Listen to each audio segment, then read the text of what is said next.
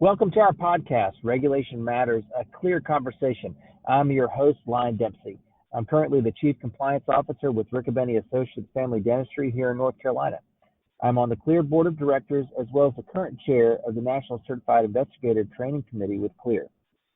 As many of you probably already know, the Council on Licensure Enforcement and Regulation, or CLEAR, it is an association of individuals, agencies, and organizations that comprise the international community of professional and occupational regulation. Our podcast is a chance for you to hear about the latest and greatest that's going on in our community. And today I'm joined with Marschall Smith. He's the Executive Director of the Interstate Medical Licensure Compact Commission, or it's the IMLCC. We're very glad to have you with us today, Marschall. Thanks for joining us. You're welcome, and thank you for this opportunity to talk about the compact. Absolutely. And also thank you to our listeners for joining us for another episode. So, Marschall, what we'd like to talk about today is where did the idea of creating a physician compact state, start? I guess how was it formed? And, what does it do? We've got lots of questions, but I guess let's start with the question of, just what is the IMLCC?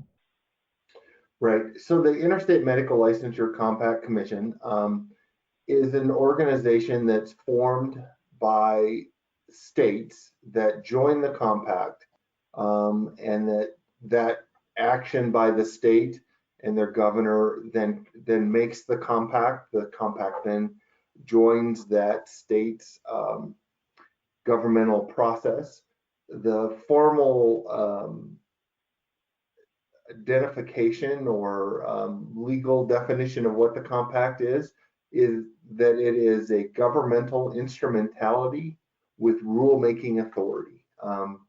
So we're not a nonprofit, we're not a for-profit, we're not a state government. We are kind of one of those entities that performs a governmental function that states that must agree to participate in order to be a part of the compact and use its benefits. So the other part to it is the idea of compacts is a very old concept in the United States, and it's something that happens all the time. There are all kinds of compacts out there that some of them you may not even be aware of that occur and that you take part in. For example, one of the most common ones is if you take a trip to another state and you go to the rental car counter, you're allowed to get rent a car and drive in that state, making sure that you comply with those states' requirements to operate the motor vehicle, but you don't have to get a license in that state to operate a motor vehicle. There's a compact that the states will recognize other states' driver's license. So that's kind of where the idea of using this old concept and this old principle of allowing multiple states to benefit from a compact that will allow their physicians and citizens of their states to benefit. So the concept behind the physician compact came about through discussions with the Federation of State Medical Boards at a meeting with their House of Delegates, and then the discussion started in 2013. And basically the discussion was about whether states could come up with a common set of principles that would allow them to accept the actions of another state to license a physician, and if those actions were sufficient, then they would then issue a license to the physician in their state. And so that's kind of where the concept came from.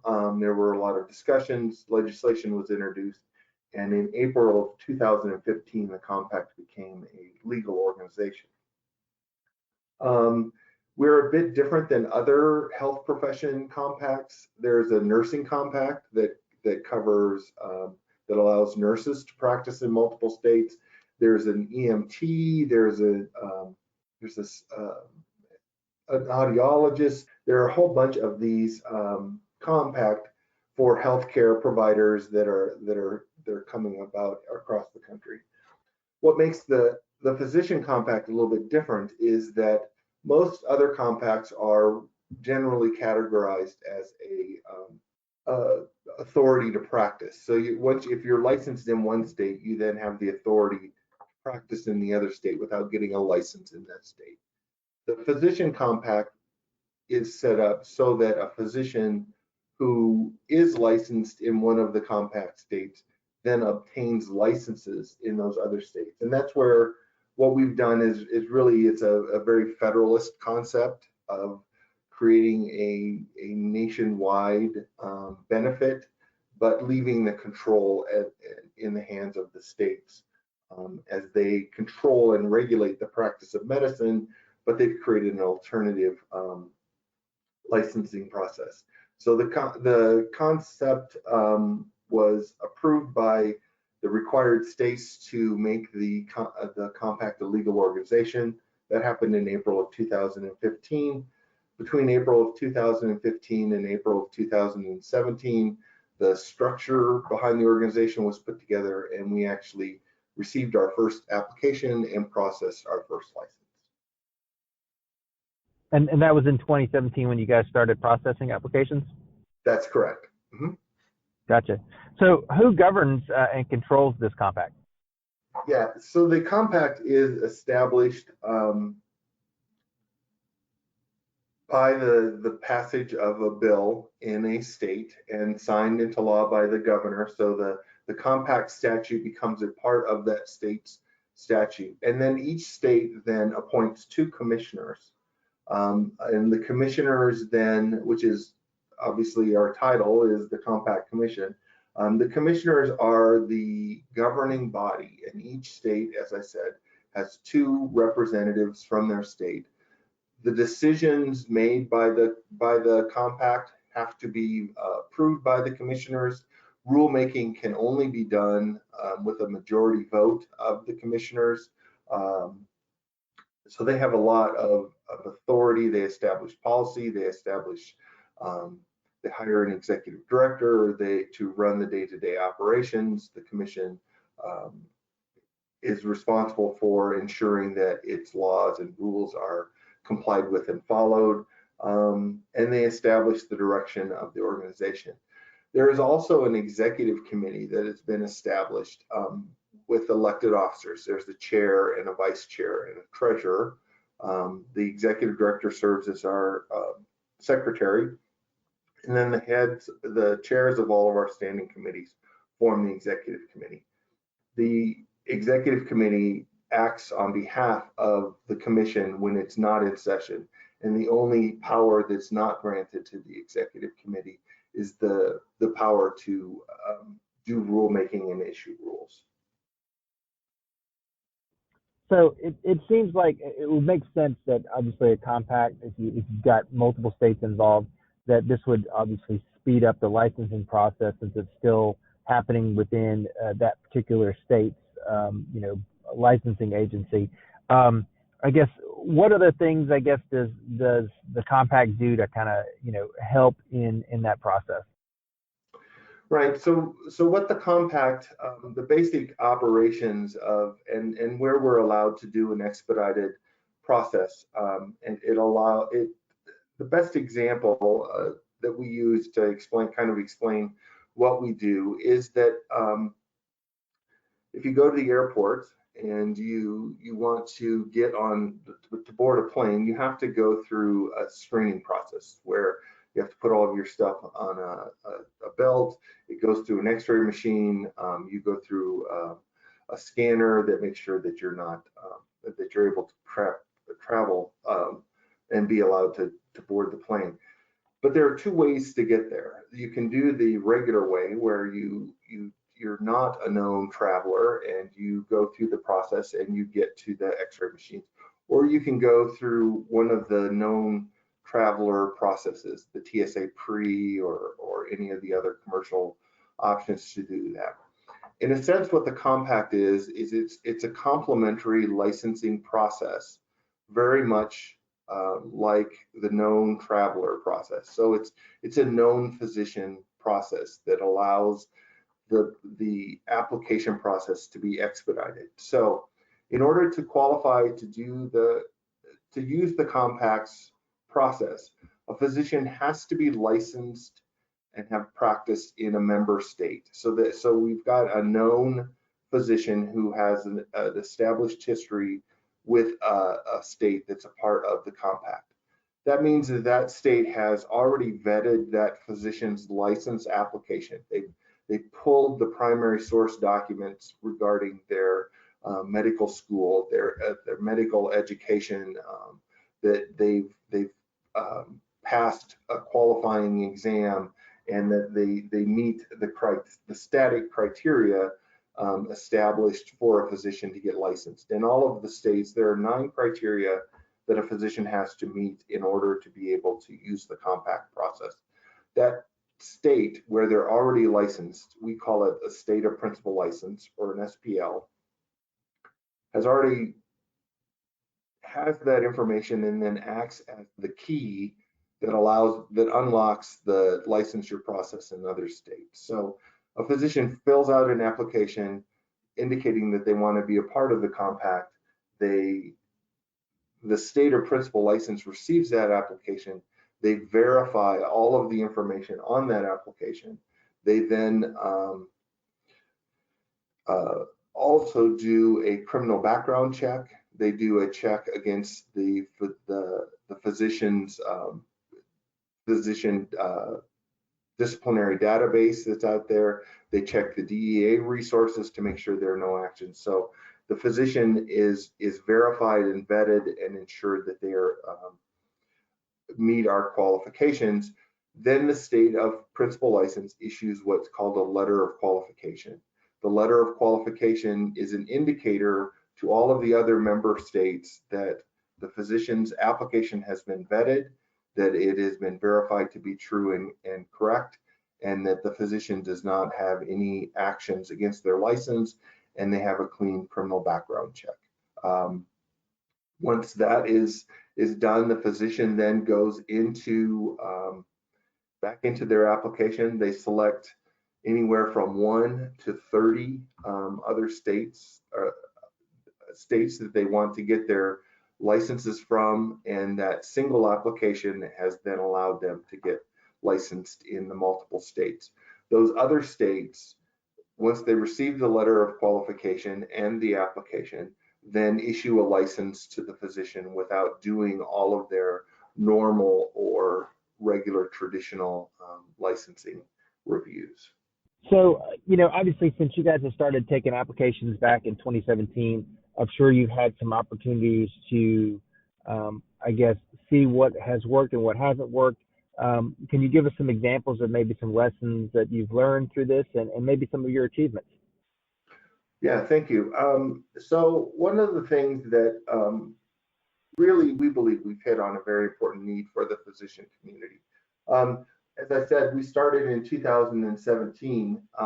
That first year of our operations, we received about 1,500 applications, and there were about 2,250 licenses that were issued using those applications.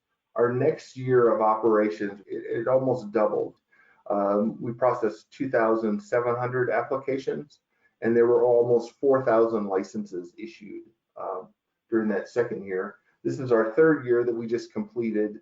And in our third year, we did 4,400 applications, and there were almost 4,600 licenses issued. So there have been a total of 10,000, almost 11,000 licenses that have been obtained by physicians using our compact process.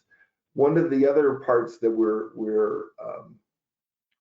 quite proud of is that the physicians that we issue our licenses to, that are those 10,000 licenses that have been issued, haven't been any disciplinary actions taken against these physicians. So it's a high bar standard to get in, and then those physicians maintain that high bar standard and have been able to practice.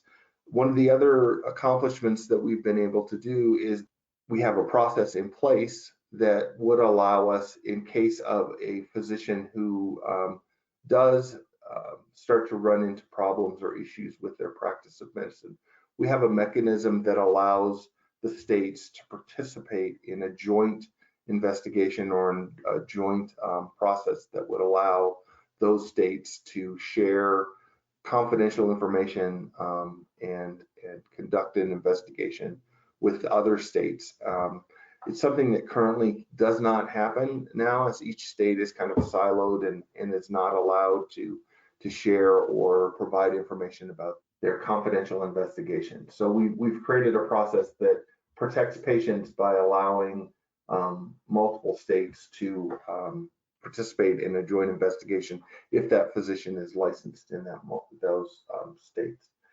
Some of the other things, we've put together a web-based process, and that really has helped us, especially during this COVID situation, where although we were not established to address those issues and getting licenses for states that needed physicians because of the COVID crisis, our natural process, the way that it was established, allowed us to step in and to make that opportunity happen. We saw an increase in our volume. We were doing about 350, 375 applications a month. When the COVID situation happened, pandemic,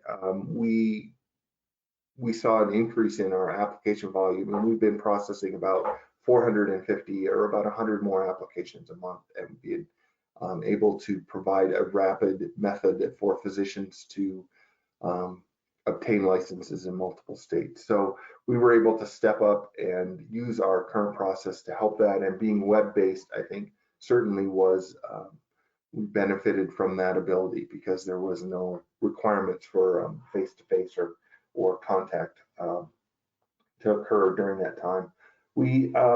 Some of the other things is that we've been successful at doing is we've created a mechanism that complements the state's licensing process.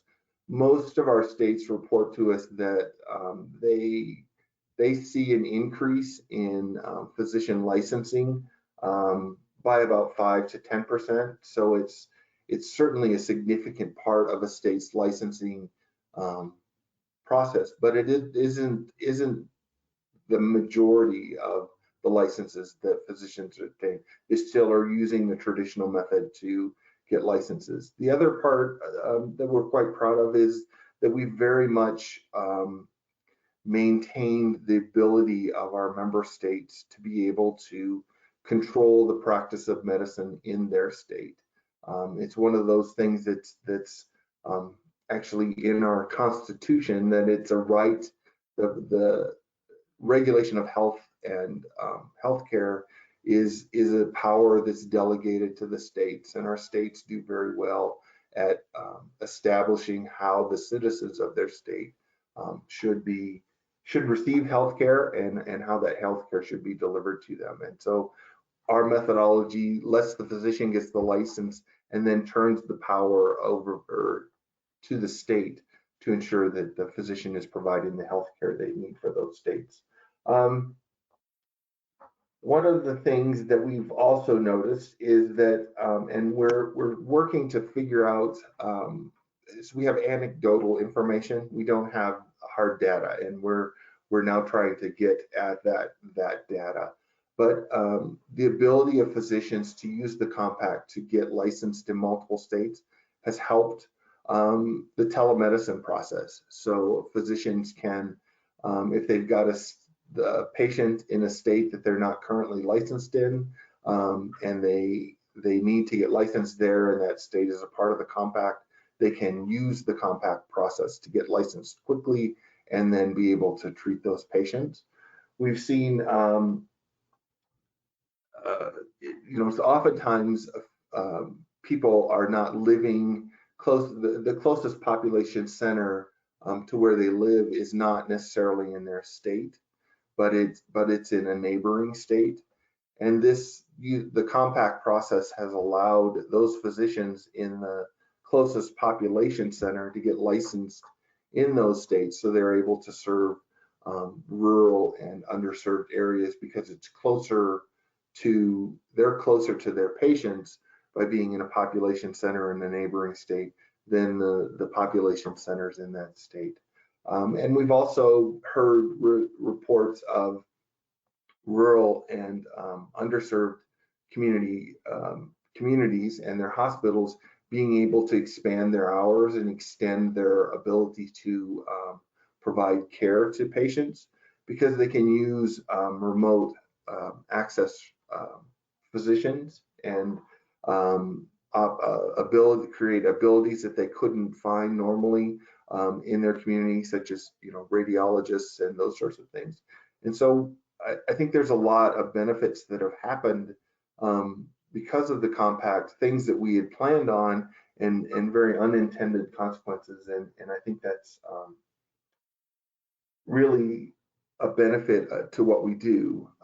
Every year, the compact does a data study. So we take a specific set of completed applications, and then we look at those applications to try to determine some trends and some ways that we can improve our processes. And we're quite proud of the fact that even though we've increased our volume very significantly over the years, we've kept our processing times about the same. So it takes a physician, our average processing time from application being filled out to all licenses requested, it takes about 45 days. 30 to 35 of those days are taken up by the physician working with their state or principal license to verify all of the information on the application, do the criminal background check, and provide all of that information and data to the state so that they can issue that letter of qualification. But on average, it takes about 7 days once that letter of qualification has been issued to get the licenses that the physician wants. And then that letter of qualification is good for 365 days. So if at another point the physician wants to add another state or multiple states to where they're licensed, they can very quickly access that letter of qualification and get the states. And that secondary or additional licensing process takes about 7 days on average. So we're very proud of the fact that we've created a process that is expedited, that allows physicians flexibility in obtaining multiple licenses in multiple states, but is also safe, and it's also secure, and it also ensures that patients are receiving excellent care because it's keeping a state's Medical Practice Act intact and allowing the state to do one of the things that it does very well, which is regulate the practice of medicine in their state. That definitely does sound very fast.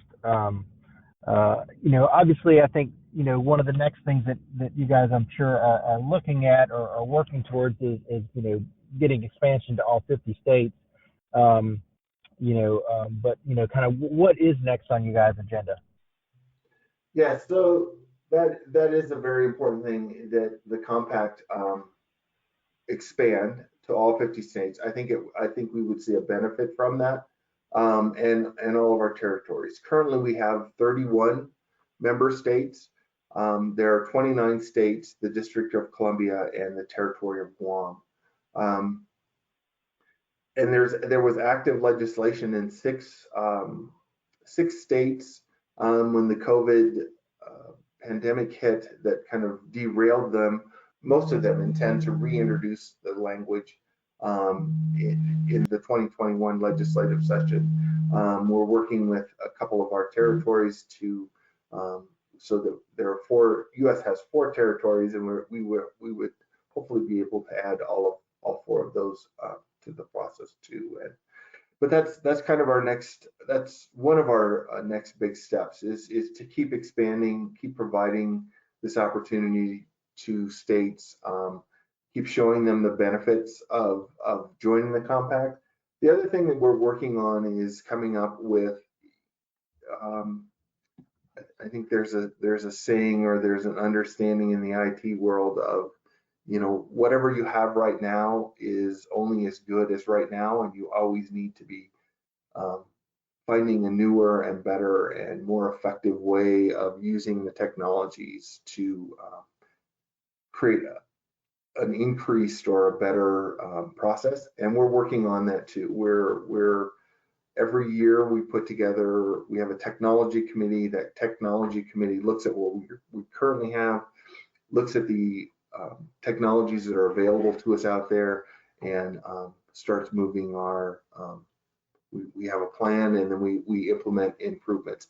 In this next year, some of those improvements are, right now we have siloed, it's a siloed process. So one system gathers the payment, then it tells the next system that it's gathered the payment, and that next system gets the application, and then it moves down the line. And we're working now on having a cloud-based system where everything's contained, and the systems are working with a common database, and I think that's quite exciting, and it's kind of putting new technology into our process, so maybe we can be a little bit faster or provide a little bit better customer service to the applicants. And so I think those are the two big things that we're working on and hoping to improve upon in the next year. And the other part to it is the commission is an open public organization, so all of our meetings are held in we do teleconferences, and anyone that's interested in finding out about the compact can participate or can attend those meetings. Our information is out on our webpage. It's imlcc.org. Thanks. Well, absolutely. Well, great. Well, I think this has been a great discussion, and I certainly do want to thank you, Marschall, for your time and being part of this podcast. As I said earlier, it's always wonderful to have an opportunity to talk about these issues and also learn from each other as we move forward in today's new COVID world. So thanks again for joining us. Thank you very much for the opportunity, and very much enjoyed the time and like talking about the compact. I think we're doing great work, and I appreciate this opportunity to talk some more and get more people involved and understanding what we're doing. Excellent. And we also want to thank our listeners. We'll be back again with another episode of Regulation Matters, a Clear Conversation very soon. Again, thank you to our frequent listeners. If you're new to this podcast, please subscribe to it. It's available on Podbean, iTunes, Apple Podcasts, Google Podcasts, and Google Play, Stitcher, Spotify, or TuneIn. We've got a lot of different areas that we're available in. If you've enjoyed this podcast episode, please leave a rating or comments in the app. Those reviews help us to improve our ranking and make it easier for new listeners to find us. So it is very helpful. Finally, feel free to visit our website at www.clearhq.org for additional resources, as well as a calendar of upcoming training programs and events.